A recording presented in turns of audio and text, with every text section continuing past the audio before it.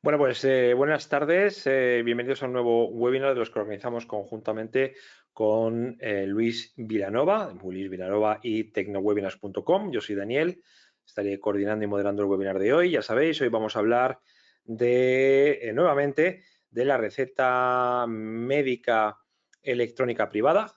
Y con ello y para ello tenemos pues a uno de los principales especialistas que hay en España, Luis Vilanova, desde Madrid. ¿Qué tal estás, Luis? ¿Cómo vas? Muy bien, la verdad. Muy agradecido de estar otra vez aquí dando otra interesante charla sobre este tema que está tan en actualidad ahora mismo.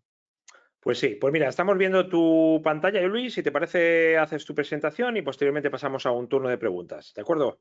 ¿De acuerdo? Pues nada, muchas gracias por asistir a este nuevo webinar. Los que conocéis, sabéis que bueno, trabajo como auditor informático y perito informático y bueno, alguna otra cosa más, pero a lo que nos acompaña aquí en esta presentación es la auditoría de receta médica privada electrónica. Subrayemos privada porque trabajamos siempre para el sector privado en mi empresa, ¿no? Generalmente. Entonces, la receta médica privada electrónica, bueno, en nuestra web, mi web, luisvilanova.es, vais a ver diferentes auditorías, no solamente llevo la receta médica privada, pero en este caso, si nos vamos a la sección de receta médica privada electrónica, vais a ver un poco información y muchos artículos que he escrito y que hemos escrito sobre casos de éxito, ¿no? La receta médica privada electrónica, podéis acceder a esta web, a la cgcom.es/receta médica privada. La receta médica privada ya lleva varios años en vigor, y especialmente la receta médica privada electrónica, bueno, ahora iremos viendo qué consiste. Básicamente consiste en que el médico privado tenga un software homologado por la OMC, como lo tenemos aquí, la Organización Médico Colegial, bajo un paradigma de controles y de requisitos, que generalmente de seguridad informática y otras cuestiones que ahora vamos a ir comentando. No voy a poder entrar en detalle, pero sí que voy a intentar subrayar los puntos clave. En este portal, en el cgcom.es/receta médica privada, veréis en la actualidad las empresas que tienen software homologado. La mayoría de estas las he colaborado yo en su homologación. De hecho, ahora mismo soy el principal auditor de receta médica privada electrónica de España, porque prácticamente casi todas he colaborado y estoy colaborando, ¿no? La auditoría tiene como dos fases, simplemente como curiosidad. La fase 1 es la empresa contacta conmigo, llegamos a un acuerdo de colaboración y yo emito un informe que yo le llamo candidatura, se llama fase 1, un informe de fase 1, candidatura, donde yo digo que ese software cumple con los requisitos para emitir recetas privadas, ¿no? En base a los requisitos de la OMC.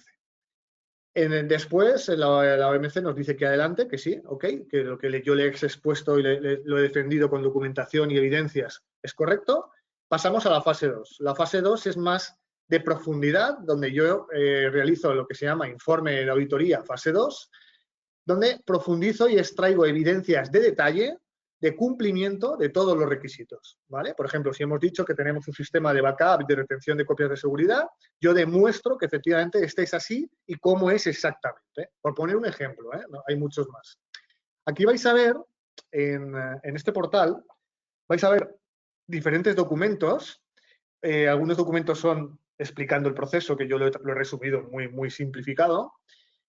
Y otros, como este de aquí, habla de los requerimientos o controles que tiene que tener el software. Si os fijáis, aquí voy a hacer un poquito más grande esta pantalla, los enumera por ejemplo, FT01, FT02, FT03, son requisitos que el software tiene que cumplir. Realmente aquí, en muchos de estos apartados, no nos dice el cómo. Por ejemplo, implementar una firma digital de las recetas electrónicas en base a este marco legal, este marco de cumplimiento. Pero no nos dice una forma de implementar exacta, ¿no? Que luego, no os lo he dicho, pero cuando terminamos el documento de fase 2, llega la OMC y los auditores de la OMC verifican que en nuestro informe de fase 2 cumple al detalle con todos los requisitos que nos exigen. En el caso de que haya algún punto que no, aún habiendo llegado a la fase 2, requiera más información, pues pasamos a las subsanaciones. Mi colaboración con mis clientes incluye, yo le llamo proyecto completo o cerrado, porque incluye todo. Yo formo el equipo de desarrollo en los requerimientos que tienen que cumplir el software. Yo les doy documentación mía, que ahora vamos a ver alguna un poquito. Les ayudo a hacer la fase 1, hago la fase 2 y luego también en las subsanaciones colaboro hasta que la empresa tiene la homologación. Hasta el momento, todas las que yo he presentado han obtenido la homologación, llegando a subsanaciones, pero superando las subsanaciones. ¿Vale?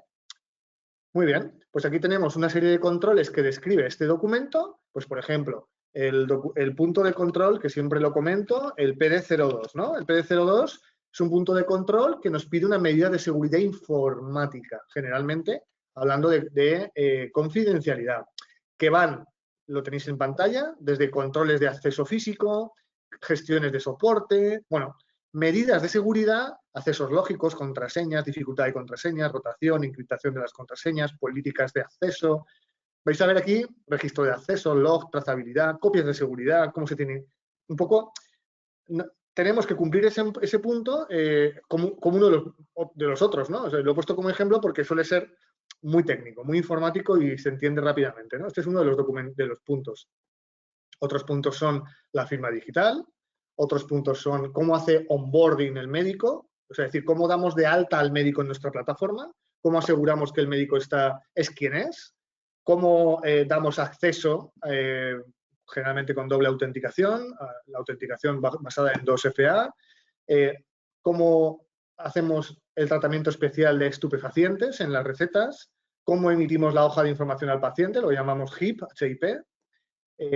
cómo conecta esto con Nodofarma, ahora hablaremos de Nodofarma, cómo generamos las recetas de especial confidencialidad. Bueno, todos los puntos de control, yo ayudo a mis clientes a decirles cómo los tienen que cumplir. Ellos lo que hacen es implementarlo, obviamente, ¿no? Las medidas que yo les comento. Muy bien, pues nada, de una manera práctica, que sepáis que está este documento, que yo siempre digo a mis clientes, este documento es la Biblia para ti, porque este documento especifica exactamente el qué tienes que cumplir, no el cómo. Vuelvo a decir lo mismo, ¿no? El cómo nos lo dice la experiencia, porque para implementar la firma digital, por ejemplo, la firma de un médico, hay diferentes formas. Puedes basarte en certificados de una cierta índole, puedes basarte en otras medidas basadas en sello, pues, ¿no? Hay diferentes implementaciones válidas. Yo lo que le recomiendo a mis clientes es aquellas medidas o aquellas formas de implementación que tienen un equilibrio entre lo que es la comercialización del producto y el cumplimiento legal de esta homologación.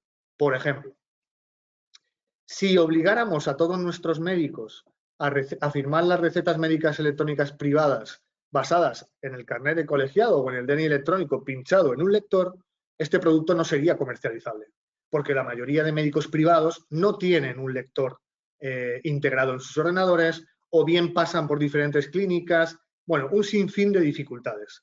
Con lo cual, en este sentido, pues yo he buscado una implementación válida para que mis clientes, y documentado, y entrego a mis clientes para que puedan implementar una medida de sello digital o de firma digital basada en sello válida comercialmente y válida a nivel legal. ¿De acuerdo? Muy bien. Entonces, bueno, pues una vez visto estas cuestiones, me gustaría pasar a una pequeña presentación PowerPoint que tengo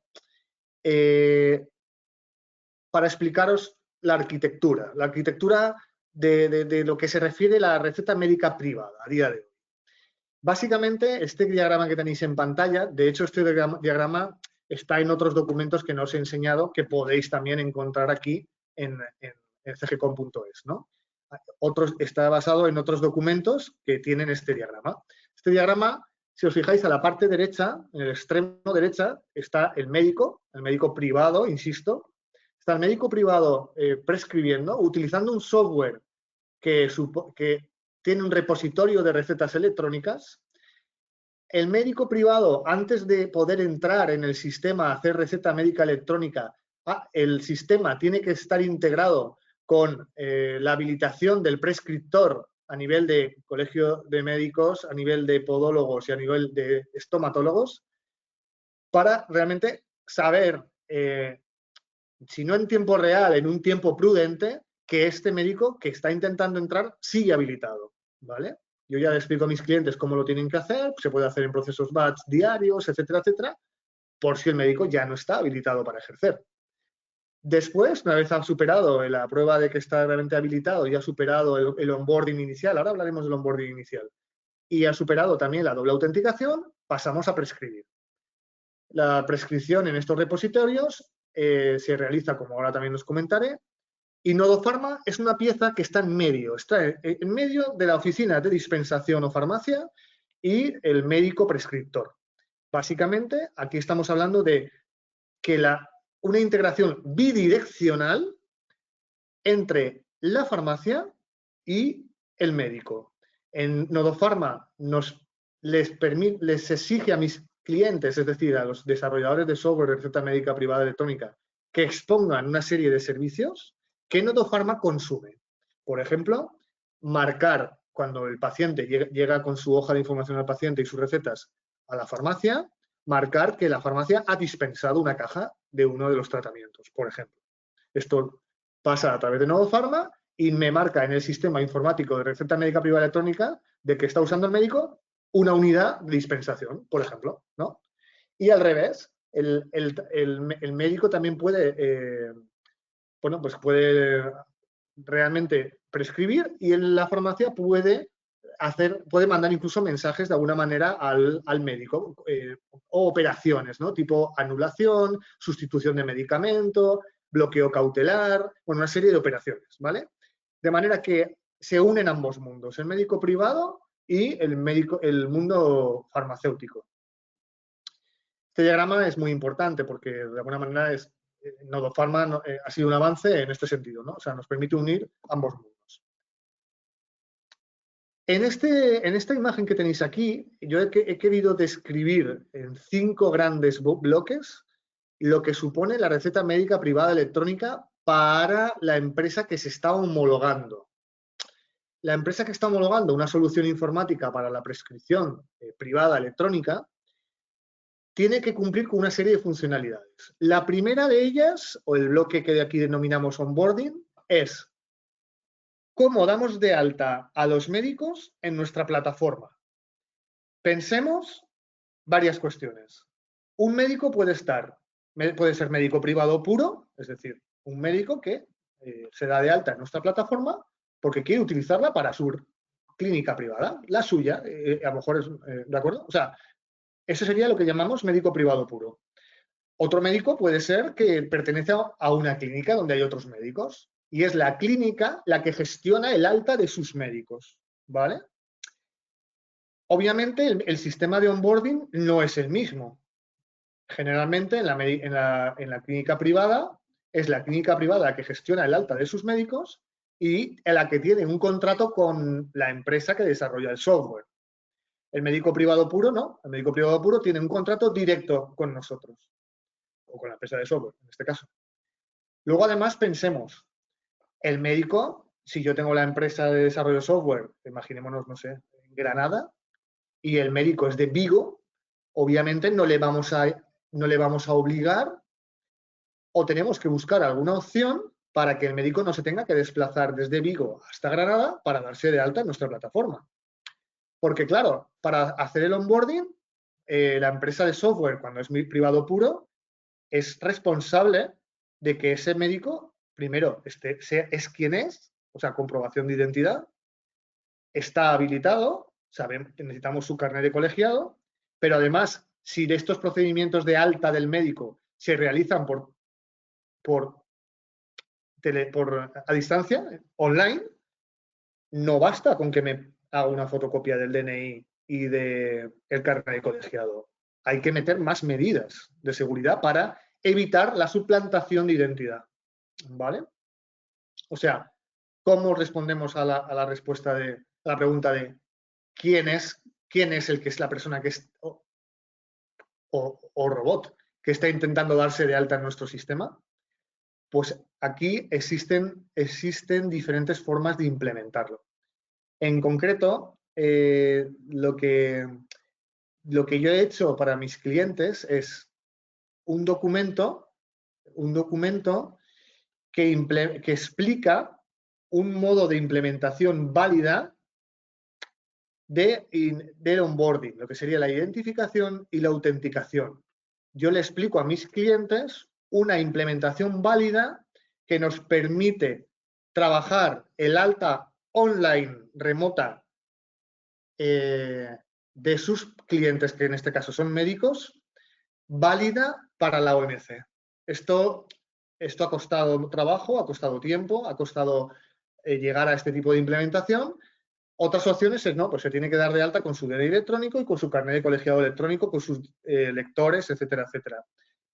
Esto complica porque no todo, como decíamos, no todo el mundo tiene un carnet de colegiado electrónico, no todo el mundo tiene un DNI electrónico a mano, etcétera, etcétera. ¿Vale? Bueno, pues que sepáis eso, que el onboarding es un proceso muy, muy, muy supervisado por la OMC, que le da una importancia enorme, porque lo que no podemos permitir bajo ningún concepto es que alguien haga recetas privadas electrónicas y que esté suplantando la identidad de otro médico. ¿Vale? Esto es muy, muy importante.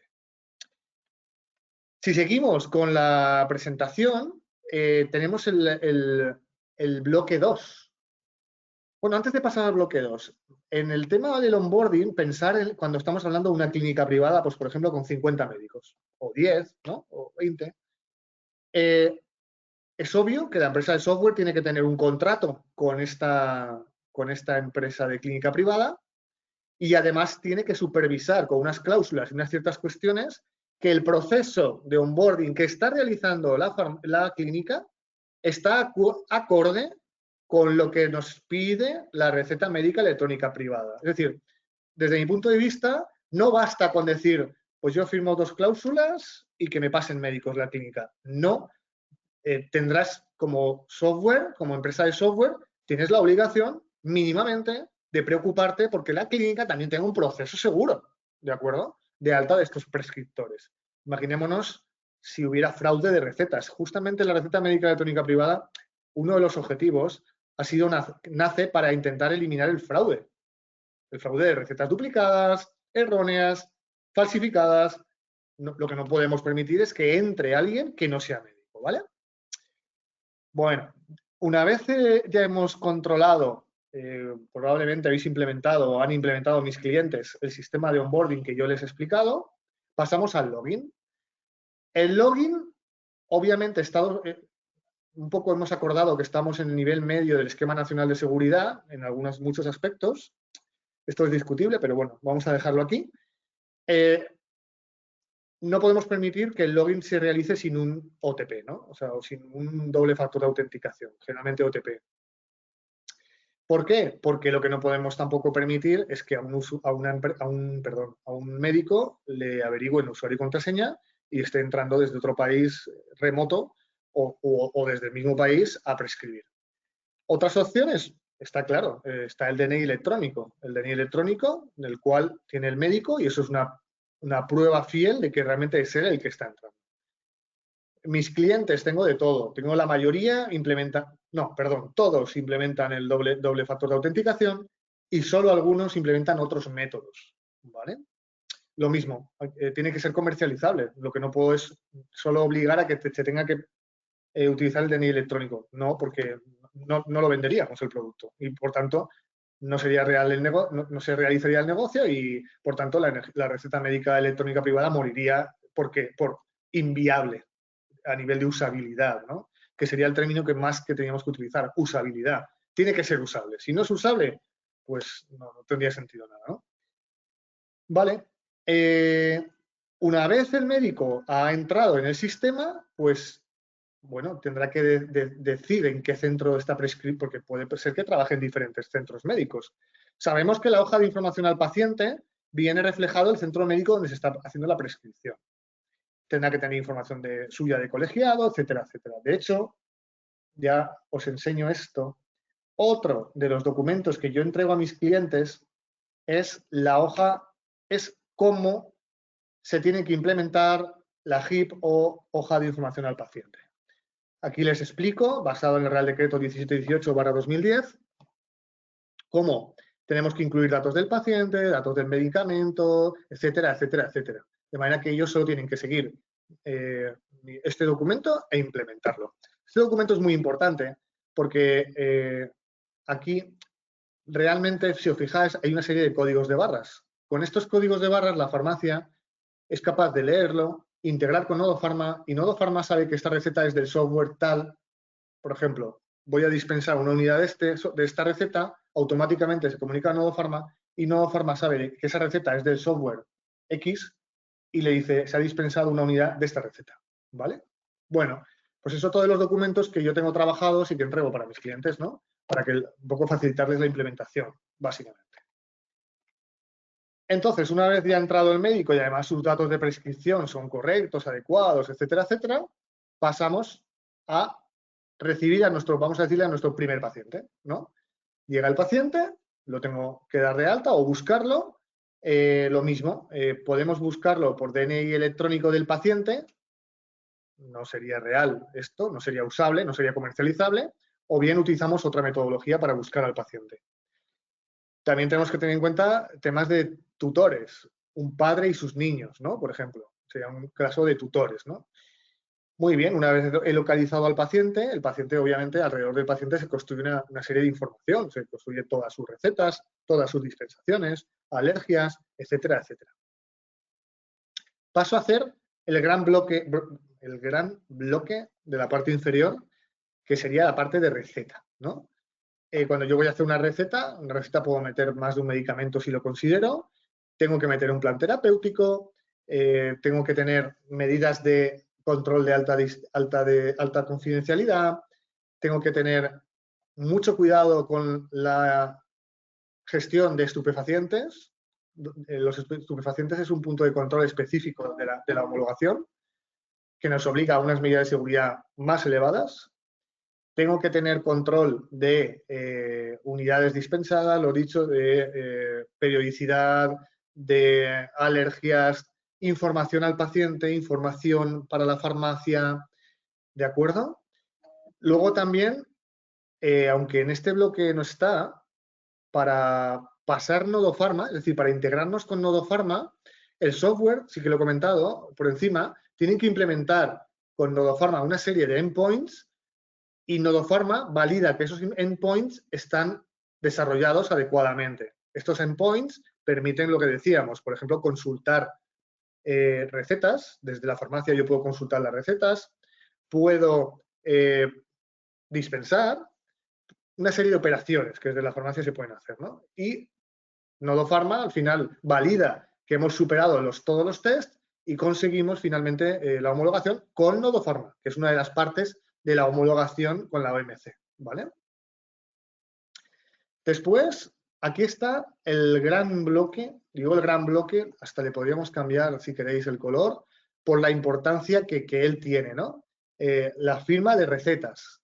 La firma de recetas, volvemos a la misma situación. Las recetas tienen que estar firmadas electrónicamente, tienen que tener algún nivel de, si es de timestamp seguro y validado, generalmente un TSA, tiene que tener logs, tiene que tener identidad del firmante, tiene que tener una serie de información, ¿de acuerdo?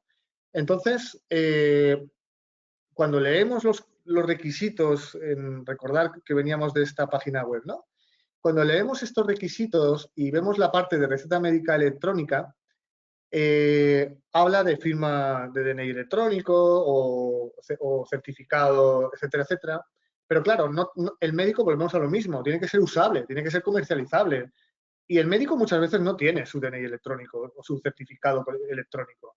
Entonces tuvimos, no sin dificultades, tuvimos que diseñar un procedimiento de implementación que es otro, y el último que os voy a enseñar hoy, a nivel de documentos que entrego a mis clientes, para no aburriros, tuvimos que diseñar un sistema de firma o de sellado, en este caso de firma electrónica, de firma de receta, que fuera útil, fácil e independiente del dispositivo para que los médicos, incluso estando desde un smartphone, pudieran prescribir.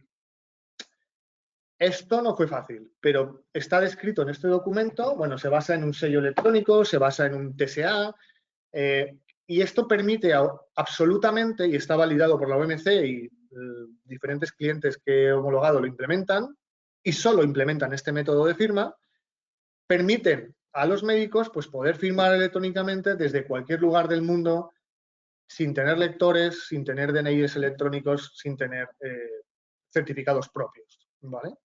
Entonces, pues bueno, es un método de implementación que ya lo comentaría con los clientes que estéis interesados, porque esto sí que es un know-how que nos ha costado llegar a tener. Llevamos trabajando desde el 2017 y fijaros que habla del 5 de marzo del 21, cuando escribimos este documento, ¿no? O sea, ha costado.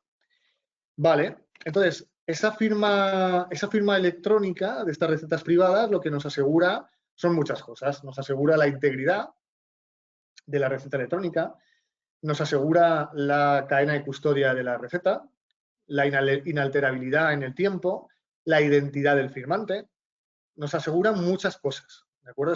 Este es el gran corazón del sistema y es realmente uno de los procesos, junto con el onboarding, que más con lupa mira los auditores de la OMC y además de manera muy, muy correcta, ¿no?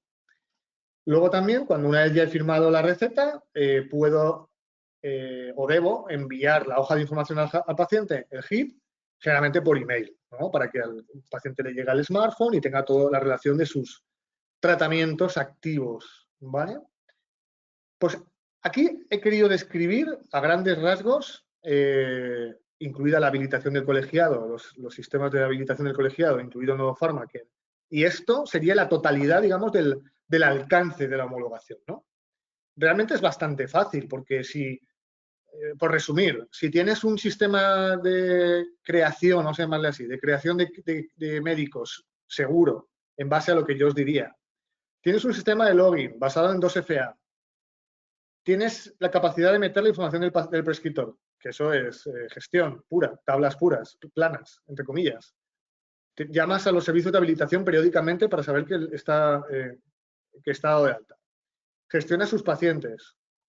Tienes toda la parte de recetas en base a un vademécum adecuado y un procedimiento de firmas, más otras cuestiones que ahora también vamos a comentar alguna, ya tienes la homologación, entre comillas, ¿no? ¿Vale? ¿Qué otras cuestiones me gustaría enseñaros rápidamente? Porque tampoco quiero aburriros. Pues otras cuestiones, pero esto no me lo he inventado yo, esto es un poco sintetizar algunas cuestiones que están en el documento de receta electrónica que está descrito en la página de la CGCOM. Por ejemplo, obviamente, vuestro software tiene que haber pasado una GRPD y una evaluación de impacto. Esto no puede ser que un software donde se gestionan recetas, enfermedades, etcétera, no tenga una auditoría de GRPD pasada, ¿no? Y los textos GRPD en las recetas, etcétera, etcétera. Otra está la conservación de las recetas en el número de años que nos estipula la ley y a partir de ahí una serie de cuestiones. El control PD02 que os he comentado al principio de la reunión, que habla de copias de seguridad, control de accesos, complejidad de contraseñas, etcétera. Tener planes de continuidad de negocio. Hay otro de los puntos de control que es 24/7. Oye, pues 365, 24/7. Pues, ¿qué planes de continuidad de negocio? ¿Qué planes de gestión de incidencias tenemos? Pruebas de hacking ético y pentesting, generalmente sobre todo cuando esto es pensar que esto está expuesto a Internet. Al estar expuesto a Internet estamos en el terreno de la ciberseguridad. Entonces necesitamos que al menos haya pasado, nosotros también hacemos estos test, que haya pasado los test de hacking ético que saquen vulnerabilidades, al menos las conocidas, ¿no? Y luego, obviamente también, en la dimensión de trazabilidad, en la dimensión de auditoría de trazabilidad, tener logs seguros que nos garanticen que toda operación que realiza el médico prescriptor quede bien reflejado. Aquí falta una pequeña cosita que sería relacionada con la dispensación, ¿no? El médico, como os decía, siempre tiene control de lo que la farmacia ha dispensado o si le ha cancelado un tratamiento, sustituido un medicamento o anulado, entre otras operaciones. El médico siempre va a ver lo que ha hecho la farmacia a través de Nodo Pharma, ¿ok? en modo lectura generalmente, porque él no puede hacer nada. Si ya se ha dispensado una unidad, no puede tocarla, ¿vale? Muy bien, pues con esto la verdad es que he ido un poquito rápido, pero creo que he sintetizado todo lo que supone la receta médica privada electrónica.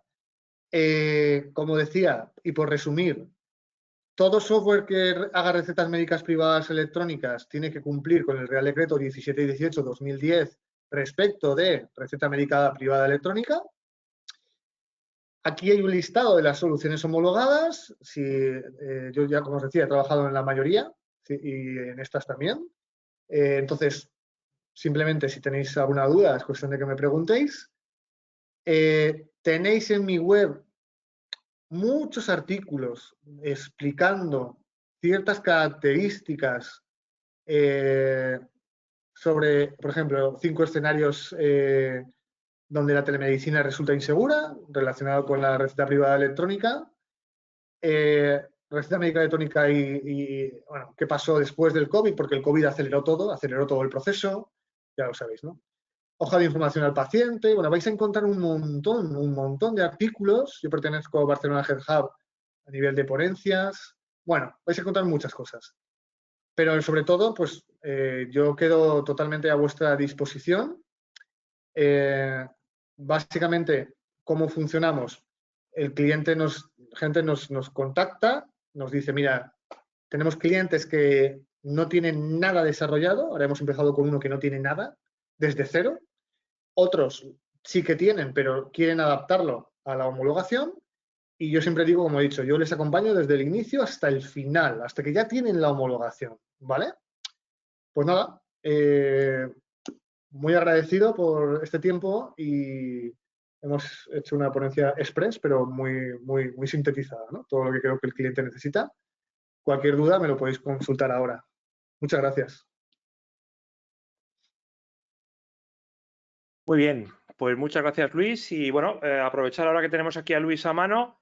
Si queréis hacer alguna pregunta a Luis, podéis levantar la mano accionando el iconito levantar mano del panel de control. Y bueno, yo os abro el micrófono. Levantar la mano accionando el iconito levantar la mano.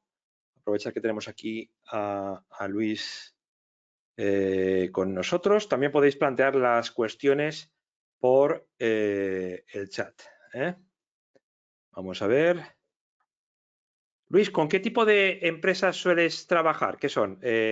¿Fabricantes de software? En este sector, digamos, ¿son fabricantes de software como tal? O entiendo que también son, en algunos casos, los propios hospitales, ¿no? Cadenas de hospitales privados los que hacen este tipo de software.